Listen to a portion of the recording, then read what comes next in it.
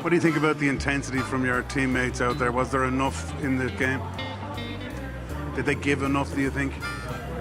What you mean, your question of my teammates? I can't say.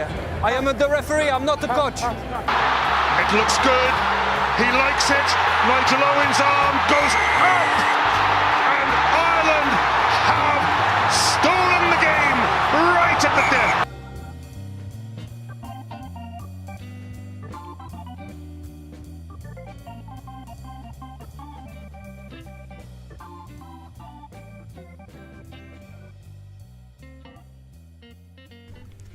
Hello and welcome to episode 14 of the Charge Down. It's been a while. So it's Rob, Dave and Neil. So just three of us. If anyone was worried about that. Has anyone actually brought that up? That's the question being asked. We're just self-conscious. Like, reminding the podcast from this very room. Yeah. So yeah, a lot has happened in the last 4 weeks.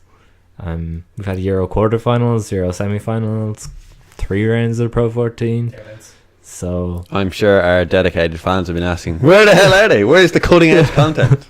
Well, we don't give a fuck about this. So Charge down. demanding hot content. all right, we'll go straight into it. We'll dive in to look back at the Euro quarters. Just quickly go through what our thoughts on them were. You do Munster match first, those? Yeah, that was the first one. So Munster Edinburgh.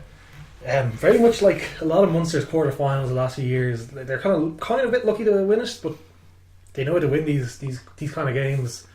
Edinburgh, very strangely, didn't take the points on offer and they paid for it. I was disappointed in Edinburgh's performance, to be honest. Like I think my memory is a bit fuzzy, but I think the week before they beat us, or 2 weeks before this, and it was convincing. It was just that they beat us in the forwards, sort of tied in carries, bossing us up front.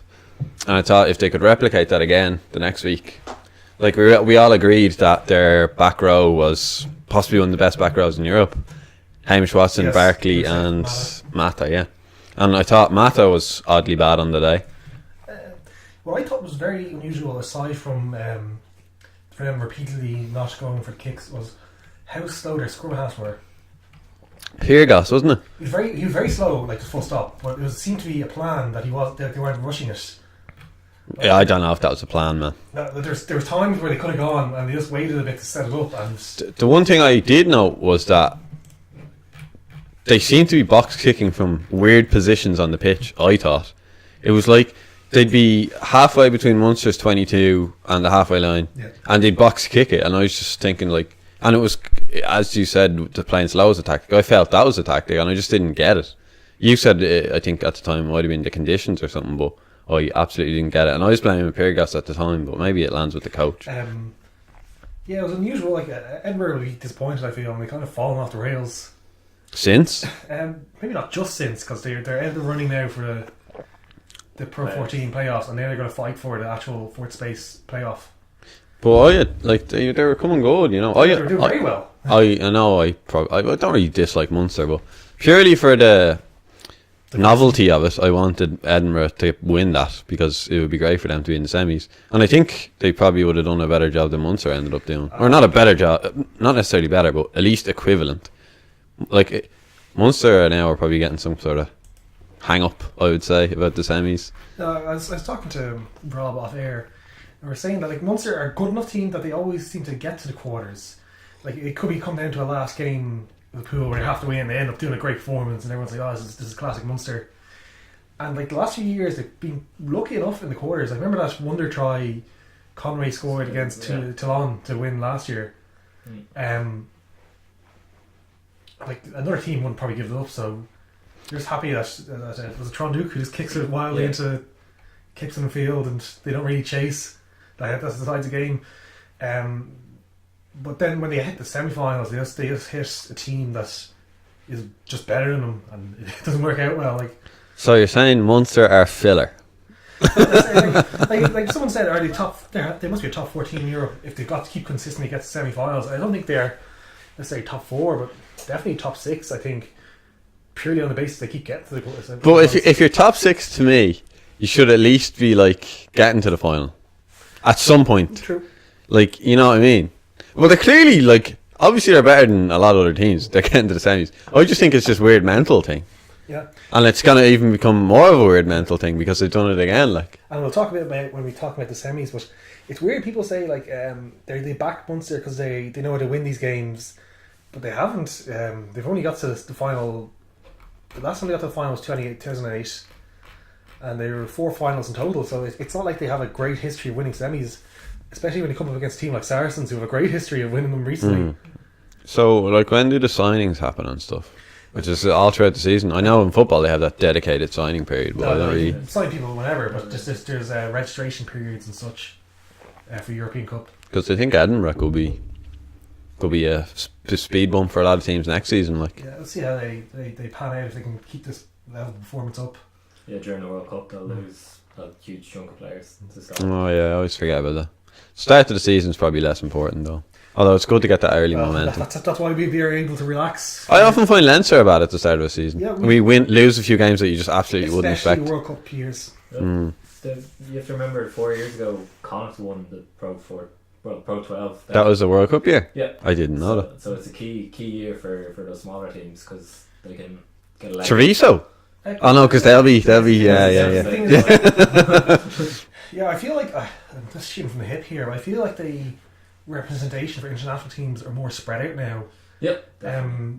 Like Connacht, they had 4 or 5 people in a squad. They could, with Six Nations, you wouldn't really bat your eye at them. They might have a few more in the larger squad, so like, I don't think they'll be as advantageous for them during the international windows as it was previous. But I suppose just to finish up on the Edinburgh match, like Munster did well. Keith Earls was big during that match. Critical, scored 2 tries. Yeah, and they were missing him during. Didn't Conor Murray suplex someone? He did. He did. He suplexed Pyrgos out of the way and Keith Earls quick tap try. Yeah. That was such a weird moment. Like, It was. He's lucky he wasn't brought back. Yeah. why wasn't it? Are you allowed to suplex people off the ball now? Like, it's crazy. I think Conor Murray did something else controversial as well, if I remember. No, Ty Byrne took a dive. Oh yeah. Oh yeah, these were the 2 incidents I took major issue with. Like, what was he doing? That was a dive. But why wasn't that called out? Why wasn't he disciplined afterwards? Your man. See, the thing is, there was enough contact that it wasn't a complete dive where there's nothing there. Yeah. He had enough contact to go down, but he went down and he made sure everyone saw it. Made a meal of it. He did. But just the question: if he didn't go down, they wouldn't have got that penalty. That's true. They wouldn't have then got that try. They wouldn't have gone on to win the match. So he was rewarded, where to me he should have been punished. Yeah. And it You also sickens have me. to ask why your man. If your man just doesn't do that, Yeah. then I think Edinburgh actually had advantage at that stage or something. Yeah, they did. But he barely did anything. Like, in I fairness. know. I'd be very aggrieved if that happened against us, but Yeah, you'd be sick. You'd be turning against the player that did it almost. You'd just be confused. It would shake my entire worldview, quite frankly. That guy had a great game all throughout. I can't even remember his name, but I remember he was South African. He had long blonde hair, probably a front row. And I remember being impressed with him. And then he just does that. Like, it's crazy that. He had an amazing game. He put into that. You're right. I think if you're a Scotland fan, you're not really becoming a fan of the Irish teams recently because Oh, and the Stuart Hogg thing with Peter O'Mahony. there's a few little incidents that are starting to grow. There is an Etihad Munster that seems to be provided. There's a bit of niggle between. I see a lot of posts Glasgow online. and Munster, especially last year when they played each other like 3 or 4 times. A lot of people are starting to say Munster are cheating bastards. Then there was that was in the semi. So we're round up on the quarters, will we? Yeah. So the other quarter was Saracens 56, Glasgow 27. So yeah. And I think most of Glasgow's points, if I remember, came sort of towards the end. Maybe I can't really remember.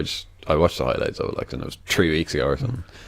Yeah, you couldn't really say much about it. Like Glasgow control around, but I think Glasgow scored an early try in like They did. the They scored 3rd first minute try. or something. Yeah. It was their out half Ali Price off some sort of Stuart Hogg magic, if I remember correctly. And I mean, like, you're there crossing your fingers then, hoping that they'll go on, kick on, but no. Saracens never looked in trouble. They never looked worried. yeah, You always got a sense from Yeah. that they knew they were going to win, and they did. that's Clearly the better team. I think I said before the match that Glasgow had one way to win it, and that was just helter-skelter, Yeah, throwing mad passes, and I'm sure they probably tried that, but Saracens just won't let you do that. yeah, Saracens are pretty impressive. And then there was the Toulouse Racing match, which was absolutely helter-skelter. Oh, Jesus Christ, yeah. That was mad. Red card at the start of the match, like 20 minutes in or so. 22 minutes, I think. And then they somehow come back to win it. Some amazing play from your man Townsend. What position does he play? Dwayne. He got that crazy offload. It's like Tauzin. They didn't play against us. Yeah, he didn't play against us. That's another question you have to ask the Toulouse manager. I don't think he was injured or suspended. But, well, like, Toulouse, okay, they're clearly great.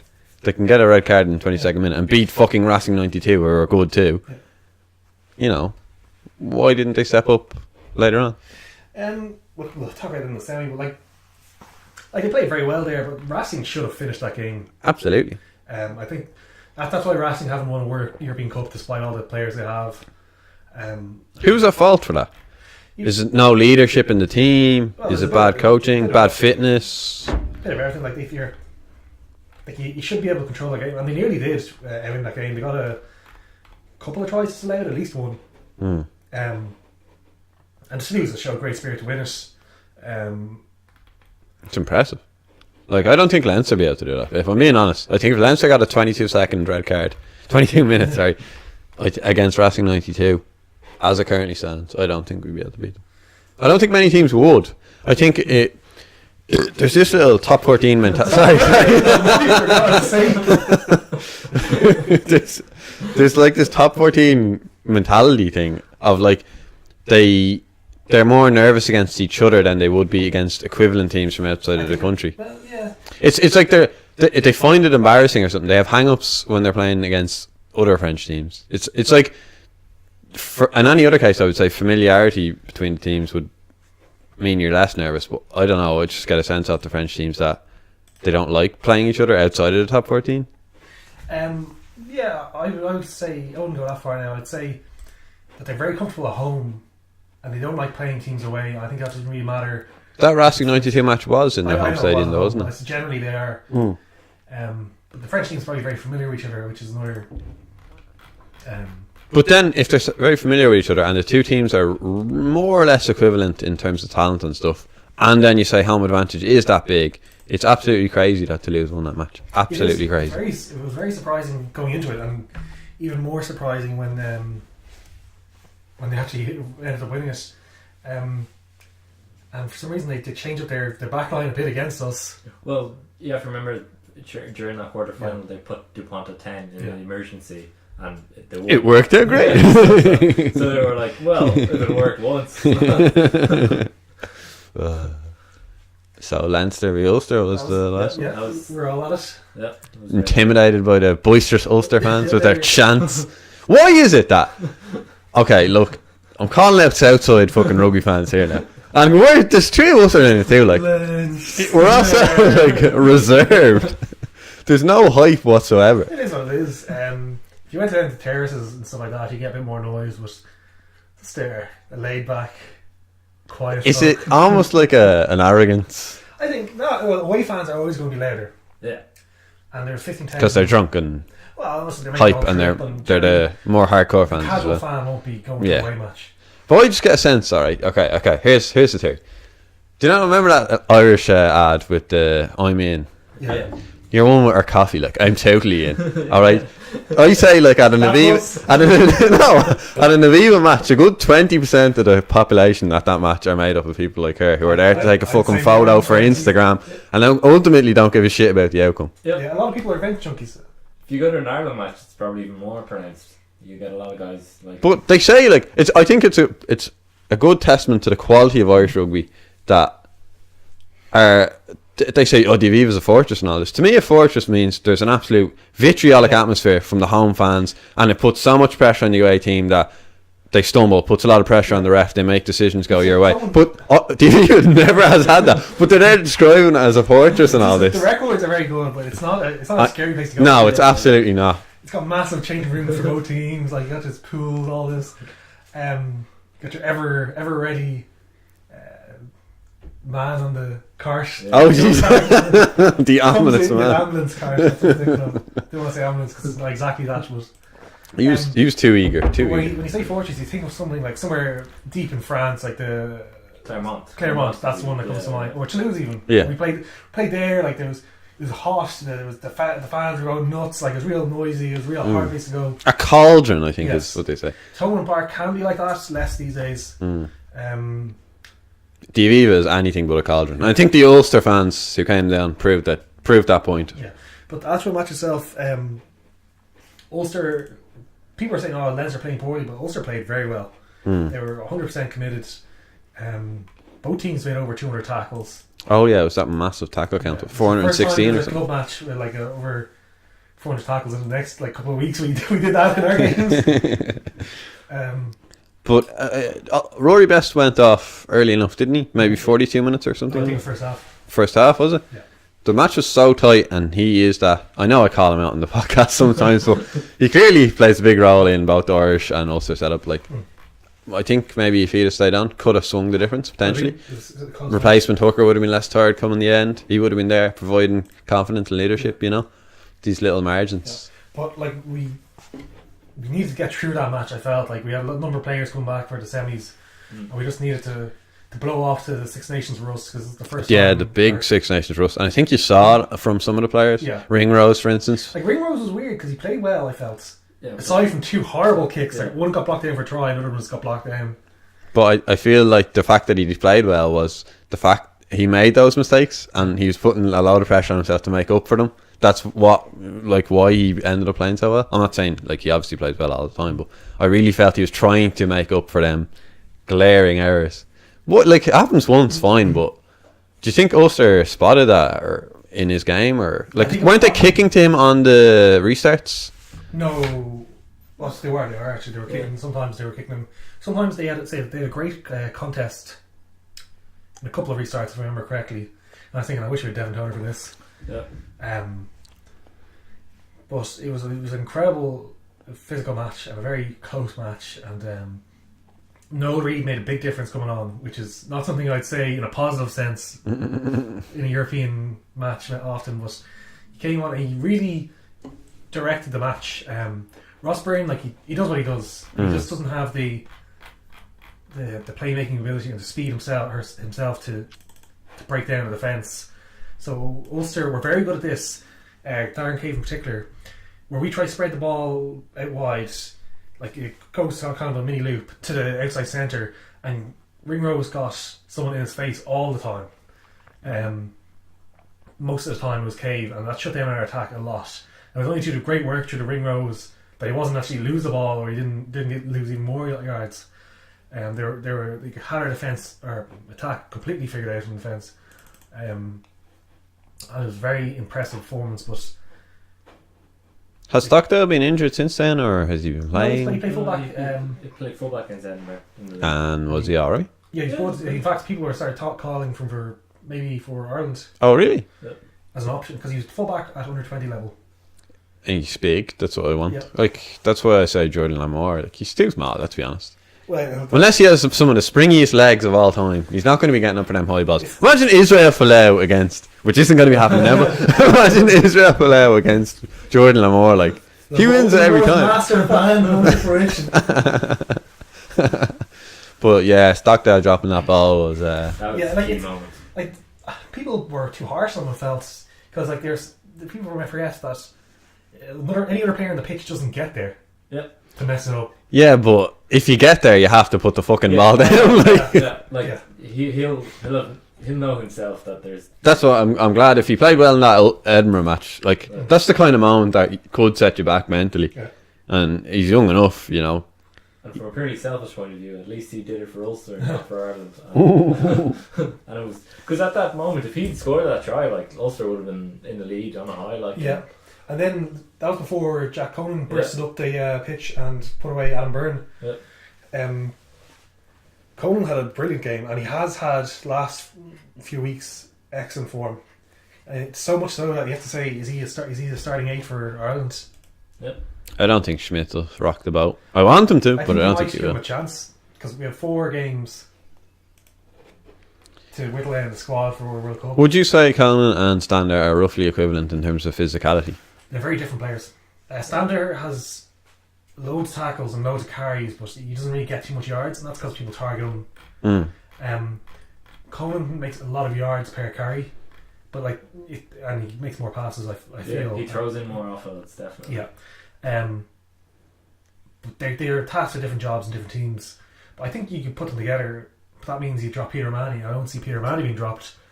But I would like to see him being used a bit more in the Irish squad, because I think he has something to offer, something to shake things up. So I feel like Ross Byrne gave a good enough account of himself at the Ulster match. Maybe it was just a bit of an aberration that he did so well, and I feel like a lot of people saw that and recognised it or whatever. But he kicked very well, and especially when he was cramping at the end, he got that key penalty. Yeah. But then draws up questions for second starting out half in I the. don't think it does. I just think Ross Byrne's limitations are too big. So you go Carty ahead of Byrne, even, would you? It's fair enough. I think Byrne is at the moment his fourth choice for Ireland. Sorry, fifth choice maybe. Fifth. Sexton, Carberry. Fourth choice. I was trying to someone else in my head. Tyler Blind just sneaks in there. But I just think he needs to be a better percentage kicker and be able to just to unlock defenses a bit better. And not look like a deer in the headlights when he gets any sort of space. Yeah. He does. He just doesn't have that ability, and that means teams can push off him a bit, which means our centres get more pressure on him, which means our wings get worse balls. So it's all cumulative. But I wish we had a bit more variety to our kicking game sometimes, like a few more chips over the top. We don't seem to do that very much against rush defences. We're not fans of kicking it at all, really. Yeah, we do kick from time to time, but we generally keep the ball in hand, which is weird because most people have for Ireland and Leinster, well, maybe not so much for Leinster, but Ireland's stereotype is we kick loads. We don't actually. We kick the least of the teams. But it was very unfortunate for Dan Levy, that injury. Horrific, Jesus, yeah. Although it looks like it may not be as bad as previously reported. He's had surgery for it this week, so hopefully we see him maybe at the end of next season or the season after, whatever. But hopefully he comes back. Yeah, it's still first thing. Just make sure he comes back at all. But what if he's so mentally scarred? He's like one of those, like a race can't horse, do it. like a race horse that's. But like, he won't make the jumps anymore. Yeah, they kill race horses that don't jump. I know. Yeah. They break their leg. They don't bring them to the tree, but they just shoot them. Oh, Levy, you better come back good. It wasn't dirty player, and though. No, it wasn't. Just people were calling for the guy, but now like. Really? Yeah, I didn't hear that. Herbst, I believe it was. He left after that was the last game. Yeah. It's because he flew into it. Like, it was a bit reckless, but it was just unfortunate. It ended up hitting. You'll see worse during an average match. It's just he was targeting the guy, and the guy backed off. He ended up whacking into his knees. But you probably might need to protect players more. That could be a discussion point, but the thing itself wasn't dirty or anything. Yeah. So we were lucky enough to win that at Lisfield. Not too lucky, but you make your own luck. That was a big win. We just got through it with missing a few players. I got momentum going and blew off the Six Nation hangover. Yep. We move on to the semis then. Well, should we talk about one of the intervening stories between that time? I think was Israel Folau. And his crazy 3 weeks after the fans. But it does draw wider questions, not rugby based, about sharing opinions on social media or having opinions in general, thought police, etc. Well, this has been talked a lot, but like if this is his first offence, okay, I like that. That's my sorry. But I was just thinking, like, you've been told before, like, you know what the status quo is, so you're kind of an idiot. You warned against it. You signed a contract with a clause in it, and you specifically did it. He had a clause in the contract. Social media clause. And was that specifically on his contract, or is it a wider? Probably everyone has social media, like, don't bring the game disrepute, but they might have had a different one for him. But there's a clause in his contract saying don't do this. But this harkens back to stuff I've talked about before of players having character. Yeah. And what character? No, but Not this kind of character. was what he said really all that horrible? Like, okay, yeah, it is pretty bad. But like, yes. Who among us condemn the gays to hell? Do you reckon he actually believed that, I or think it does. I think he does, He's yeah. a very religious person. Sincerely held belief. it's just stupid though? Yeah. If you go back 30 years, like that would not be a surprising view to most people. Yeah. Why is he propagating? It doesn't have anything to do with his rugby career though. That's probably more important to him than his rugby career. He did. I remember afterwards he was saying that like whatever happens, happens, and that's God. God has a I plan for wonder me. if he was surprised that the NRL came out straight away and said we're not hiring him. Yeah, and too long came out and said they wanted. See, the thing is, Toulon are mad, but they're mad with no reason. Yeah. Your man Bucciarelli doesn't like racists or Yeah. homophobes. He's just a bit mad himself. Where Perpignan and Brive might have interest in that. They've shown some moral flexibility. Yeah, that's a great term. Moral flexibility. Um, And then you had Billy Villapaulo coming out and yeah. Yeah, well, that's a good way to get into the semi-final. Yeah. Um, So the Munster Big- one we got first. So we're yeah, leading we'll into get Billy. that out of the way. Billy V. Yeah, this is basically Munster hit their match. Yeah. They huffed and puffed for the first 40 minutes, and they did very well to keep close. I think it was 12-9 at halftime. Yeah, and they made a mistake to make it 12-9. Yeah. They had the ball and they lost it. Ended up just giving away the penalty. They're probably happy enough with that.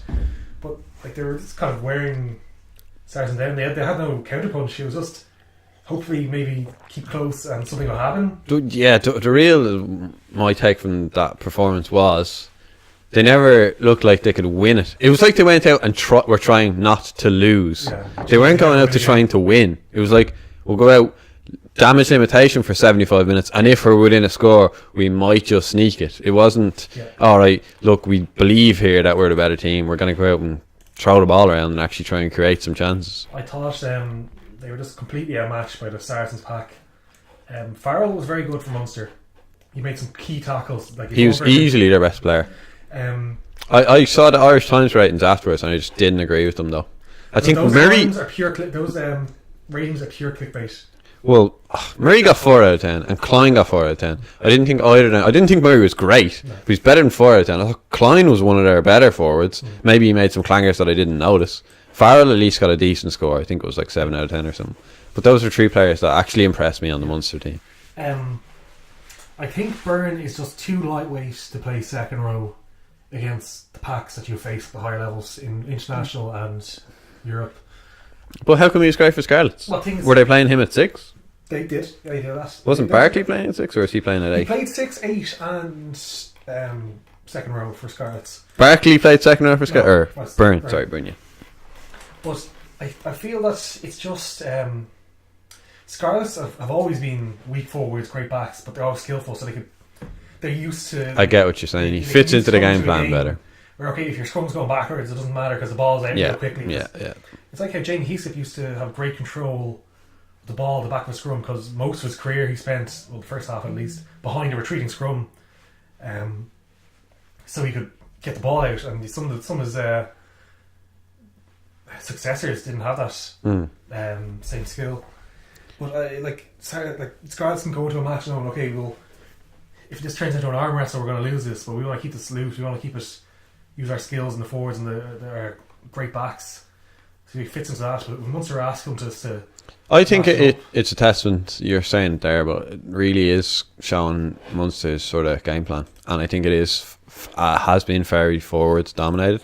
But like, why is it then that Saracens are so much better if that's how they want to play it? Well, I was saying to Rob that like you just compare the packs, like look at the lines in them. Mako Vunipola, Jamie George, Mario Toge, George Cruz was the line. Yes. Who's their back row? Billy Vunipola. Okay, their other back rows aren't the biggest names, but they're big lads. Yeah. They can bring on Will Skelton, they can bring on. So like, Burger. why did Munster not try and play a different game? Well, see, it's very hard to change a game. It's impossible to change a game plan before a match. You can make tweaks to it and you can target players and stuff like that, but you say your game plan at the start of the season, you work on that in pre-season, you work on that throughout the... You also remember that they missed. There was no Joey and there was no Keith. Yeah. And I'm not saying that would have turned the game, Yeah, but that's two of their better players. And I don't think they're a forward-dominated team. No. Well, I suppose you could say they're a forward-dominated team, but once they come up against the big packs, they stop being one because they just get beaten up by them. Yeah, but it was so. It really felt brick wall to me. It was like their attack isn't good enough as a whole. But it's just Felix Jones, he signed on a contract again. I think they have to look again at someone else in there because they're as a unit, the back line and as a whole team, they just don't attack that well. Like Leinster, you can say may not be pretty times, but the forwards are very proficient at like getting maul tries, getting close in tries, and the whole Leinster team can keep the ball and grind teams down if they have to, as well as maybe spread out wide. But I think Byrne's lack of fitting in that unit is because of how they're trying to play, and not a question of his weight as a player. Because I think you could put him into the Leinster team alongside James Ryan, and he wouldn't look at a place.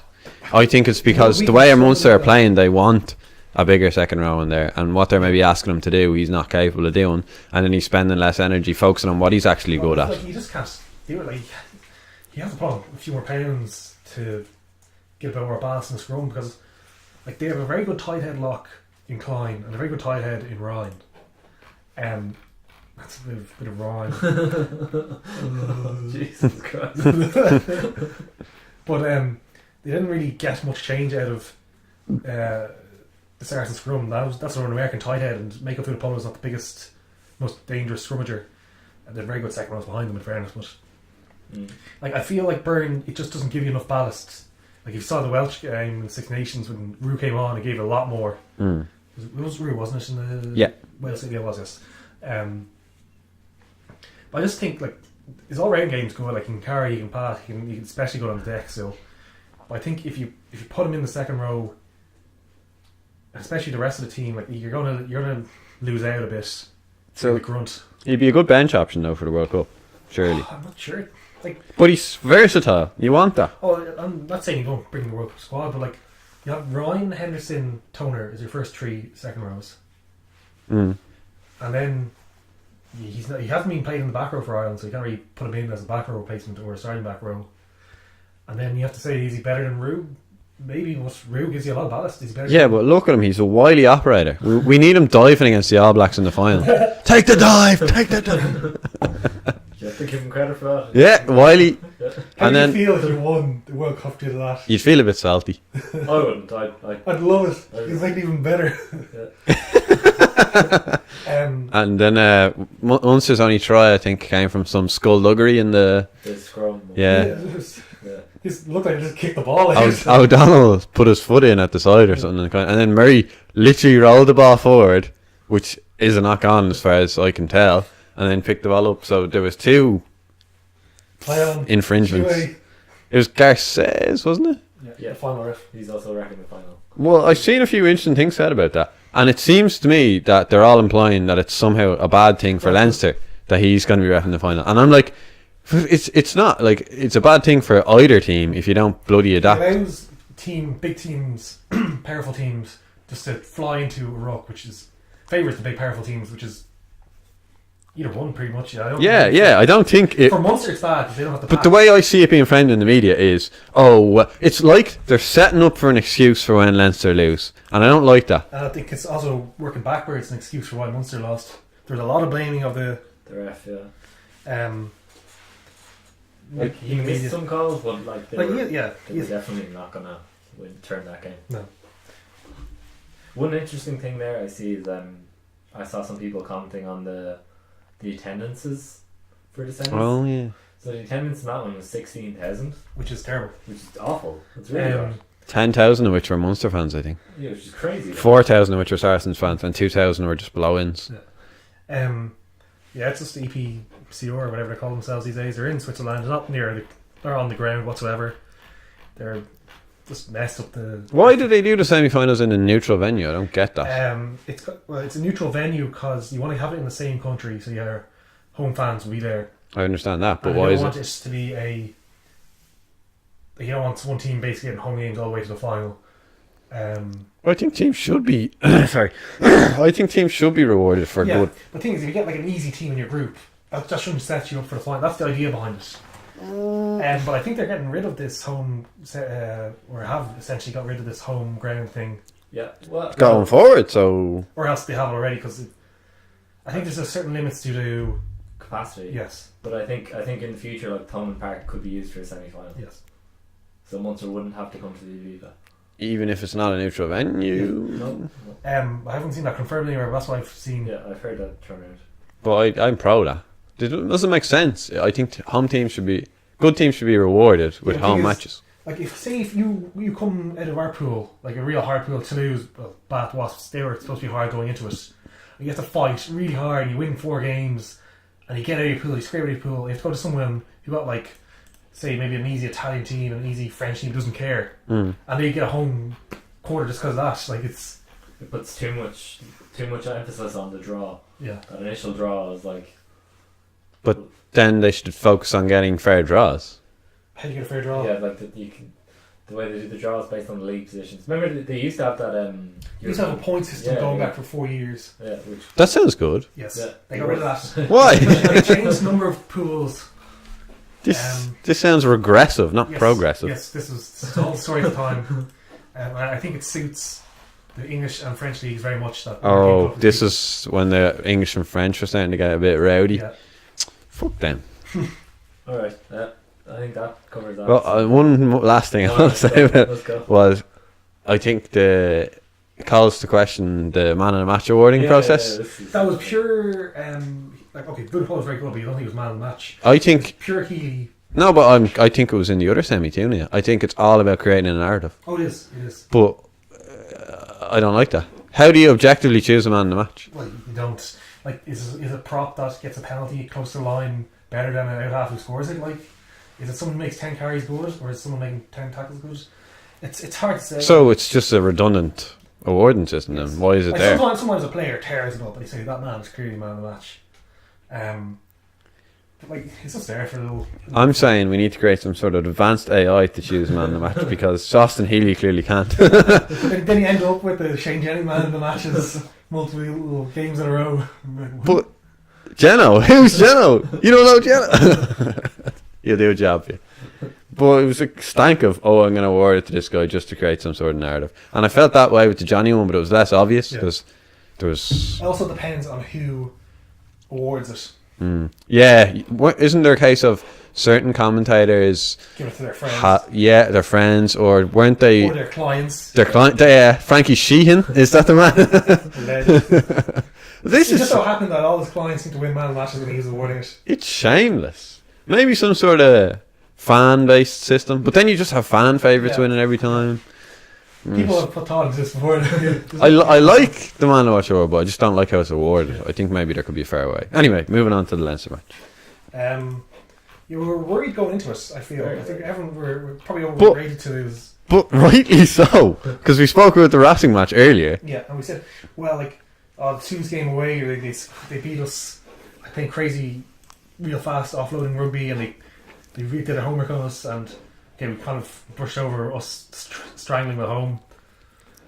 But players came back in after someone came through the Pro 14 games beforehand. Johnny came in cold, and they all clicked, they all performed. This was a great performance. The first few minutes was a bit worrying because they were getting their big guys rolling to lose. But it's quite reminiscent of the RDS match. Yeah. And they were going, because they had a massive pack, especially in the back five. It was that they were getting rolling, but they couldn't get the returns for it. They got a penalty. But both of them matches, the two Toulouse matches, home matches for Leinster, I feel were great showings for our defence in that we could just absorb, but contain them to the point that, and Rob, you were saying it during the match that we were absolutely cynical in the penalties we were choosing to give away. That's great. Like, and that's what winning teams do. They spot them moments where, alright, we're going to damage limitation here. Yeah, we'll give you the three. Yeah, happily. I think that was the difference between Leinster in like the Ulster matches and other matches this season, and Leinster at European level when they play well. First of all, they are very good at giving away penalties when they need to and not conceding tries. But also they can switch on the pace like this. It's just especially for Lowe's try. The previous scrum we were like it was back and forth and we got a penalty out of it. I think maybe reset and we just got a penalty out of the subsequent phase. But the scrum where they kicked dead and it was middle of the pitch, we got out real quickly, out wide, back, and it was so quick. Toulouse couldn't deal with it, and Healy made a great offload, and Sean O'Brien made a offload to Lowe, and we scored. But it was just injection of pace out of nowhere It just Toulouse couldn't live with it. I say a lot about Charlie Falmina, but I just don't understand how they say this is our starting tight end against Leinster. Literally 10 minutes in, you could see hands on hips, panting hard. Like he's a professional. Shouldn't be happening. And I think, Rob, were you saying it in the lineouts? Yeah. He wasn't moving whatsoever. He's there, so I was like, okay, Do something. Yeah.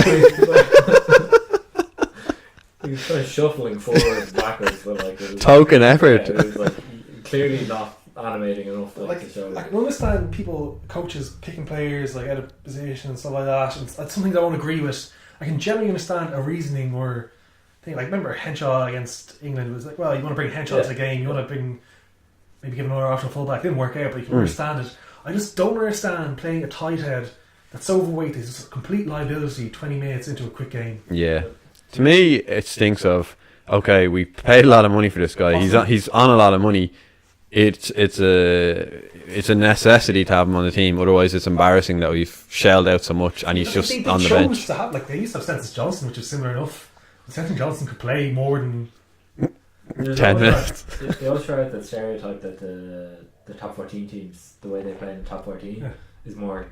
It suits those guys. But like they Toulouse throw the ball around. Yeah, I know. Yeah, but they're also playing up to that French public's desire for joint forwards.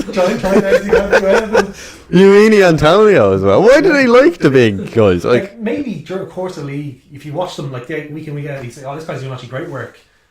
Okay, so he's not good against Leinster, like, but a lot of players weren't. But like, maybe over the course of an entire season, this guy's actually doing great work for us because the matches might not be as quick. Okay, look at it like this, alright? You're a Toulouse fan, alright? You like Charlie Falmina for some unknown reason, but then you look at Cheslin Colby, who's tiny, and he's so entertaining. Would you not get a flash of inspiration in your head of, hang on, small players can be really entertaining to watch here? No, like, I can understand maybe Charlie Falmina, but why not just say, okay, lose 15 kilos? Like, just get your fitness to an actual standard that a professional rugby player should be at.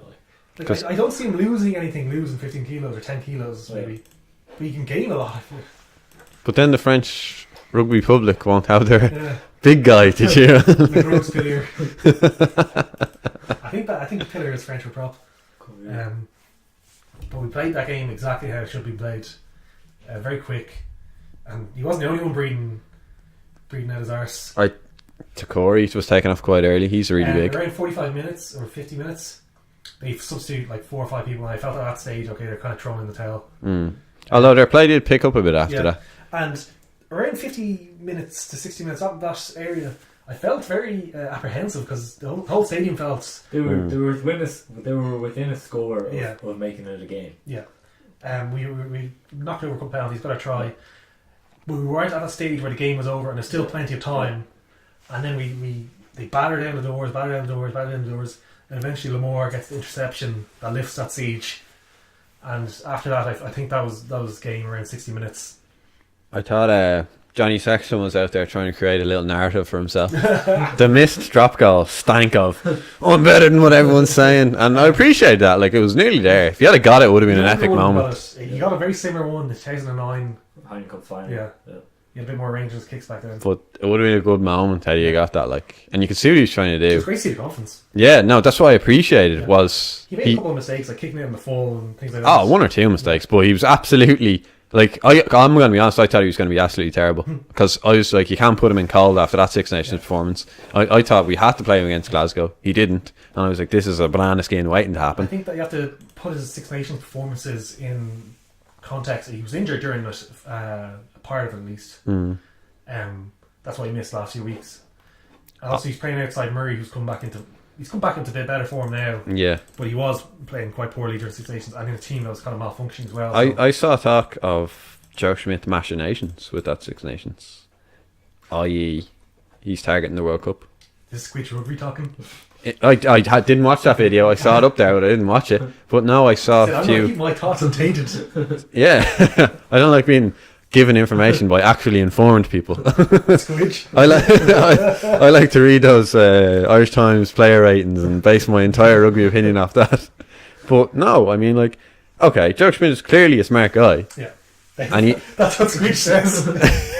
he understands that Ireland have been misfired at World Cups. He understands that. All right, the Six Nations, it's every year. We could get it. It's his last competition as coach. He's been very successful in the Irish system with Leinster and Ireland.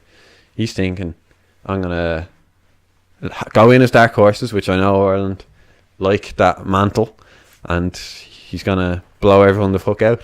I think he's just trying to get people back in to form, especially Murray and Sexton. Yeah. And Okay, yeah, I will say this: if it was Joe laying down some sort of scheme, it was a very convincing. if you look at it, it's like the England game came out of nowhere. Like no one expected England to hammer us at home, like completely dominate us. Yeah. And then he wins his next 3 games. Well, unconvincing in 2 of them. Yeah, but you still win away. Mm. And you big score against France at home, then you lose heavily against Wales. So like it's a very short time to change things, like especially when the amount of injuries they had in some places, because we used about 8 second rows I think in total. Possibly. Yeah. We changed up the team actually a good bit due to injury mainly, but so he wouldn't want to be changing parts when he has to be changing parts due to injury, and he's trying to get people back in form. And he says if Conor Murray and Sexton are playing well in the World Cup and took the Six Nations first, so be it. Especially after the first game when you were probably knocked out of the running. All I'm saying is I'm trying to be optimistic and hope. Well, I'm hope. more optimistic for World Cup than a lot of people are, I think. Well, I'm just hoping that that doesn't carry on or carry through, and I feel like some of it must rest with Schmidt, whether he's orchestrating it or not. I don't know. You obviously don't tell your players to go out and be bad, but no, I think people can look too much into performances for things that aren't there. We just weren't up to the standard of Six Nations against 2 good teams. Okay. But back to the Leinster match. Yep. One key thing there now that was addressed during that Leinster match was the low Fardy JGP issue. You have to play low. Yep, I think it's becoming more obvious now in this final that I'd be happy to start low, and I'd probably be happy to start Fardy as well. Yeah. Fardy was our best player in that Toulouse match, as far as I'm concerned. He Right thrived. option. Yeah, I thought he was the man of the match, personally. you're very good. He was everywhere, did everything, looked like some sort of weird hybrid between a forward and a back. He was I great. was listening to the Mental Bow podcast, and he said he tops all the stats for Leinster. Yeah. Like the carries, the tackles. He's phenomenal. Try. He's very high up in the tries. And he says also the penalties. He's like top of the penalties. Like, He's the top at everything. but he's just such a great player. So like you have to start those 2, I think. Yep. And you just hope that Luke McGrath gives you 70 minutes. Yep, and then If he goes down, like he goes down, but Hugh O'Sullivan gets on 10 minutes easy right out that Champions Cup final. hopefully. And Cronin, what's the word on his calf? I can't remember. I don't. But They haven't ruled him out yet. Yeah. I think he has the possibility of getting there. He's walking around, but that doesn't mean. He's got another 2 weeks. Yeah. And Ruddock is coming back to return to play protocol. So he was actually injured, not just unwell. So warm up, he had concussion-like symptoms. Oh, So it that's could have been he got a bang during the Ulster match, didn't manifest, whatever. yeah, that's He worrying. said he had a headache and stuff during training, and they said, "Okay, just stop this, and we'll put you on return to play." So he didn't have explosive diarrhea. Unfortunately, no. Well, possibly did, but that was unrelated to him. There was a rumor. Around the North Stand, being laid low by Montezuma's revenge. Is James Tracy a good enough fill-in for Cronin, would you say? Or There's no choice. what about Byrne? And Tracy just lacks power. He can be good in the line out, he can run good lines, he's decent in the scrum. He just lacks the power to be an international. Saracens would expose that, though. Possibly. They would, yeah. They will expose it. They'll be targeting that, I'd say. Scrums, the loose. Saracens don't have the greatest scrum. No. It's not that good. It's made good by their second rows and their loose head and their tight head isn't that great. They don't focus too much on the scrum. That's another thing, actually, that I had a lot of doubt in the semi-final. I was already going in with doubt, but then when I heard that Ruddock, I was like, oh shit, he's our one big guy. He's that like power in the scrum, the guy who never goes backwards sort of thing. And against Toulouse, they have so many big guys, so I was like, we need that big guy.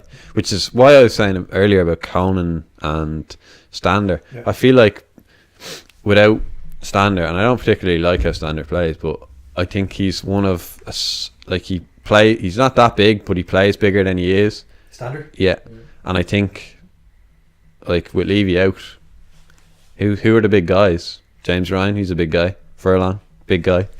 Confirmed, big guy. Like, Gervin Dempsey over here. Oh, you big guy. There is an element of truth that, like, the Irish pack was kind of lightweight without Levy. And he plays, like, Standard's not that big for an 8. No, he's actually. The whole Like, point. we joke about the small, too small for Springboks, but he isn't that big. Yeah. like, who plays 7? Sean O'Brien probably. And he looks svelter than he used to, and he certainly doesn't play the way he used to play. Just Yeah, he physicality. He had a better game against Toulouse. Absolutely, I don't deny that, but you can see he doesn't play in the same way that he used to. He doesn't have the strength Yeah, of the he explosive. doesn't dominate people. Like, Yes. you know, like. Yeah. Dominate them physically, going forward or in defence. Back a good bit, making an upper body tackle on one of their players in the first half, and he drove him back about 10 yards. But this is what I'm saying. Like, who are the big guys? James Ryan and Ty Furlong. That's more or less it, really. He's not big, but he's strong. I feel like Henshaw becomes all the more important then, because he is That's that. probably the reason why Joe Smith wanted him into the team. But he was another guy in that semi that I thought Big performance, big guy. He's so consistent, and he's added a nice bit of passing to his game.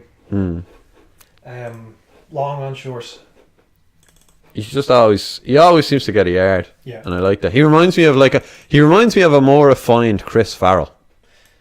Less offloading now, but I think they play very differently. do you? I think Henshaw will barrel into you, like head down, go spear past you, and make the yards that way. While Farrell rides a tackle and gets his hands free, so you have to be careful that you don't commit too low to him.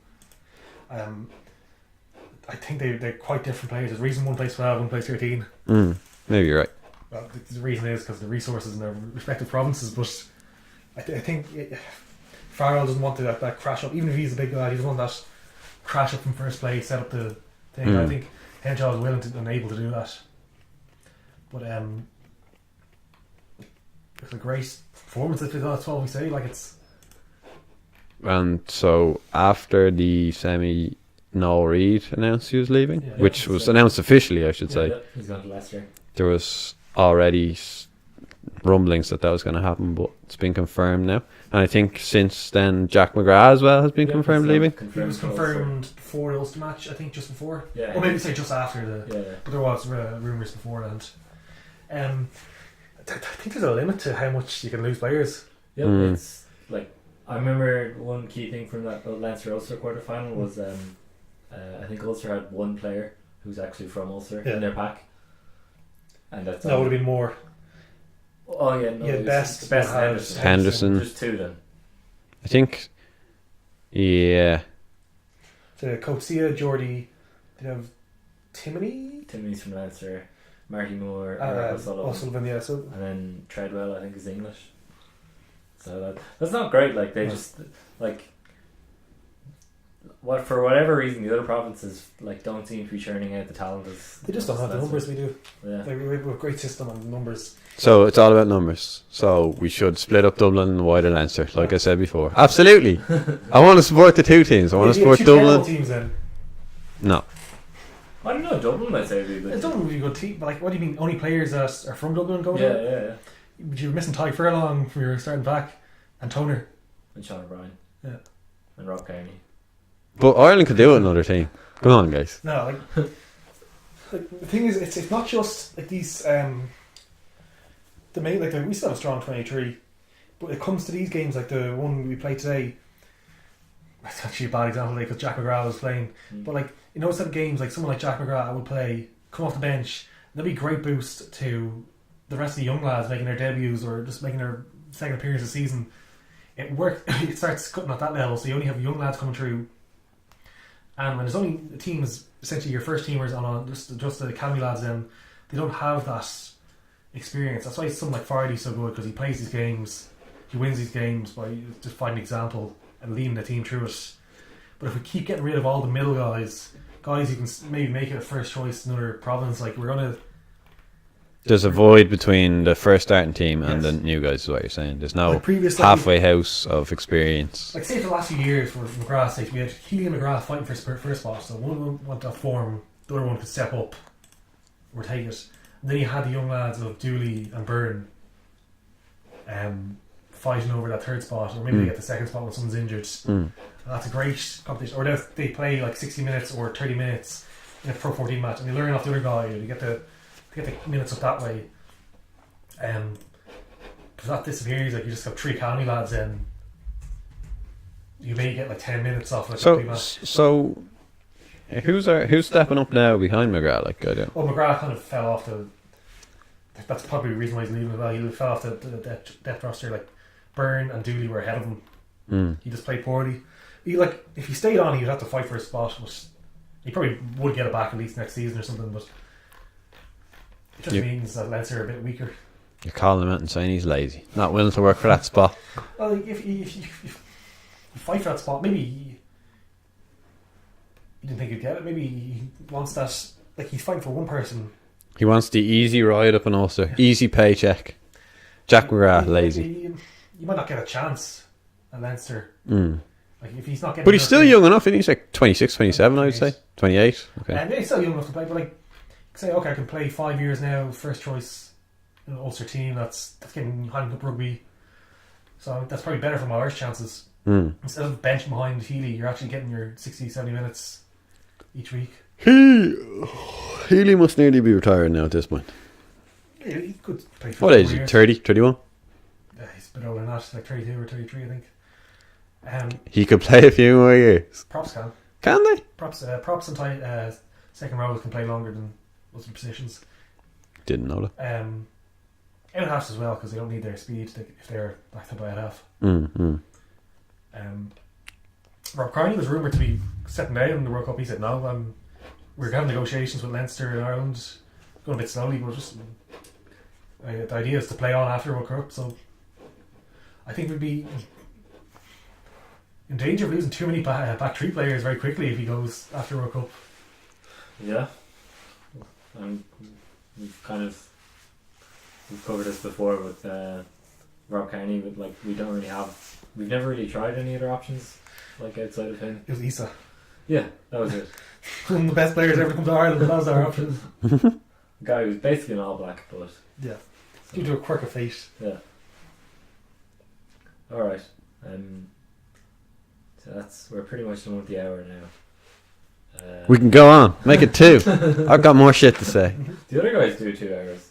Don't mention their name here. Don't mention their name here. The match today, Rob, do you want to give us a run through? You're the only one who saw it all. It was Leinster's B/C team, a lot of academy guys, against Ulster's B/C team, because both teams knew that they couldn't improve their Or couldn't disapprove. yeah, so they couldn't do anything to shake up their positioning. Leinster looked good, and then they lost.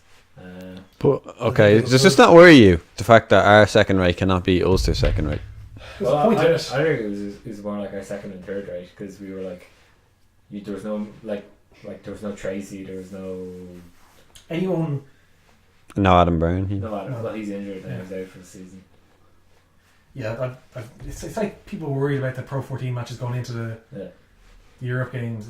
I was one of them. I don't think it really has any comparison. Leinster took off Ross Byrne, I think, in 40-something minutes as well. They were I like, think if you ask both teams like during the week, do you want to just cancel a match? Yeah, If they could, they yeah, probably would have. yeah. Wasn't Ross Byrne the captain? He was, yeah, but they didn't want to risk him for. Why would you? If your plan is not to risk him, why would you make him Some captain? of these guys get game time so they're not rusty. Yeah. But play him, but don't make him captain. What? Make Deegan captain. Making them captain would make them more injury prone. No, what I'm saying is, if you're planning on taking someone off for 40, why would you make someone captain if you're planning to take off for 42nd minute? You want your captain to be on the field for as long as They possible. care too much about this match. Do you know who took over the captaincy? I'm hoping it was Deegan. Is it no read? It was Noel Reid. Nah. Is that the first time he's ever been I think captain? so. What a way to go out! Like, well, he lost, obviously. He was pretty Just end good. it there. He got the captain of Leinster in the end, which is pretty. India. Yeah, which is pretty good. So Like that's probably his last Leinster game. Notwithstanding some horrible Like, freak. If Sexton gets injured, then he's our backup 10. Did you think Tamani was good today? I think 13 is possibly his best position. Yeah. Maybe even more on the wing. Even I think you were saying it before, Neil. Is that he seems to be one of these players where you just give him more time. He's able to process things, Yeah. and Like, you normally say it from the reverse, where it's like some players you thought they just don't know what to do and Yeah, make mistakes, but if they have just that couple of like split second, they'll do something good. Maybe play better at 12 next season, but last few games when he's had a bit more space and time, I feel he's played better. So all those folks calling him out and saying he should fuck off back to his own country if he doesn't play better. Episode 2, 3, 4. I do notice that the foreign guys They get it worse. They do get it worse because Scott Fardy doesn't get it worse. Well, Jameson he's an excellent player. Gibson Park doesn't get it worse. Michael Bent gets bad. Does he? He has got bad. Well, he had a good game. I saw a scrum going back and it's like, but he had a good game coming on Toulouse. But fans do go after these players. Yep. On social media, they call them out if they lose or give away a penalty or something. Especially if there's a young Irish player or a promising Irish player in their position as well. Standard doesn't get called out. Look, he's Irish. John Klein doesn't get called out. he's Irish now. Coatsy doesn't get called out. That's because Ulster don't produce players. Yeah. So And Coatsy was injured for a lot of time. yeah. He can't get called out if he's injured. Tamani, take note. Wait, no, people are still calling him out when he's injured. He played poorly, then injured. Oh God, poor Tamani. But yeah, no, I've been more impressed with him lately too. He isn't knocking it on as much. He looks more comfortable on the ball. He's going looking for work. You see, it's like he's settling in, and Jesus, we need him to, because World Cup year next year, like he could be an absolute asset in that start of the season. It'll be very important. Yeah, and 13, Conor O'Brien at 12, him at 13 next season could be a partnership to look out for. Yeah. Excited to see it, like, you know. All right. Okay. Bye. We'll leave it there now for tonight. All right. Bye. It's like you're hanging up on a call or something. See ya.